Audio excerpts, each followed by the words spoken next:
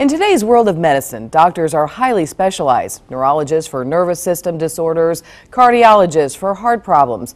But in an emergency room setting, you've got just one doctor who's calling all the shots for everything you may need. Joining us now is Dr. V. That's, of course, Vincent Eletto, who is a medical expert from John F. Kennedy Medical Center and, of course, a friend here at Ebru today. Great to see you. Good morning. How are you?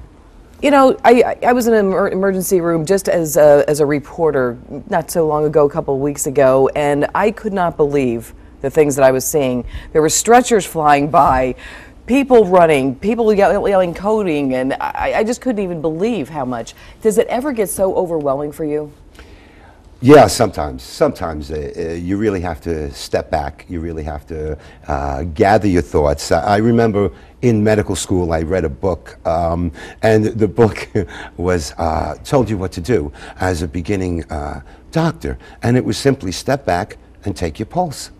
And it refocuses you, it makes you think about your pulse, and then all of a sudden now you're ready to go ahead and deal with the problem at hand. It really makes any other problem in life look so trivial in a lot of ways.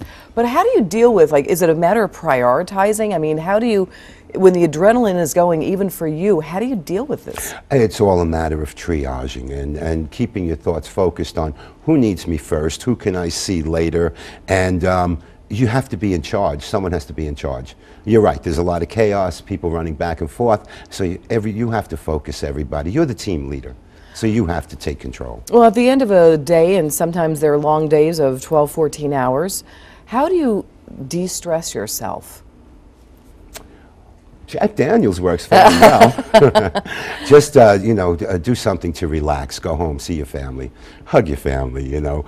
Take a walk with your dog, pet your dog, you know, and talk to your wife, your spouse about her day, and forget about yours for a while. I mean, you deal with also so many things. I mean, I can't even imagine having to deal with so much death. Yeah, death is something, sometimes, you know, death is a part of life, and you realize that some people are just going to die. They're very sick, and it's actually sometimes a blessing because they've been suffering. Some people shouldn't die. There are people who just shouldn't die at their age. They're young. Those stay with you for a while. Some particular tragedies will stay with you for a while, knowing you worked so hard trying to help this person, to save them.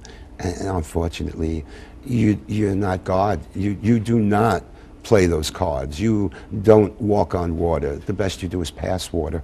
That's about it. But I mean, like, again, like, you know, you go back to the de-stressing for doctors. I just can't imagine, like, the everyday routine that you have. Do you have, like, set hours? I mean, how does it work for you? What's a regular day in the life of Dr. Eletto? Well, sometimes we'll work 7 in the morning till 5 in the afternoon, sometimes 9 till 7, sometimes 1 to 11, sometimes 5 to 3, sometimes overnight, 7 at night till 7 in the morning. And it just rotates, and that's the life that you understand you're going into. But I guess in terms of saving lives, it must be such an incredibly rewarding gift to have as well. Yes, but you know, one of the things you really have to appreciate is how you've helped people.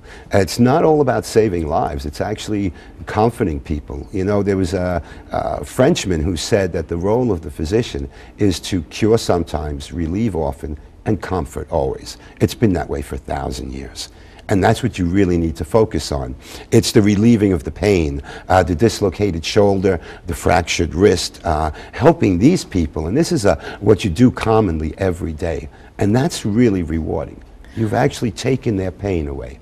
And that's a good thing. Well, I would imagine that your bedside manner is quite good because, you know, you're so warm and friendly and everything. But there's a lot of doctors that aren't. At times. Yeah, there's a couple of doctors that I've met out there that where you just say, geez, you know, but I would imagine that one of the ways that you could decompress, and maybe I'm going to give you some advice, is to focus on the positives that you bring to people. Absolutely. That's very, very true. And you have to understand that sometimes you do have problem patients. For whatever reason, they're not going to be happy. They're not going to be satisfied. And when you encounter these patients, you have to take a different approach. Don't be confrontational with them. It's not going to work that way. You know, make them understand this is your ER. and you're in control, but you'll try to help them as best you can. And you've been in the business for a long time. Do you marvel at some of the advances in modern medicine? I absolutely do. I was out there when the most we had for a heart attack patient was sublingual nitroglycerin you put under the tongue, morphine, and something called lidocaine. Well now, my God, we take them to the angio suite. They're in and out within 15 minutes of hitting the door. They're actually in the angio suite getting a stent put in. If they need bypass, they're going for bypass. Amazing. This is a very, very good thing. I'm like a kid when it comes to that. I still marvel at it. Oh, that's terrific. Well, Dr. Vincent Eletto, always a pleasure to see you. We hope you come back real soon. All mine. Thank you.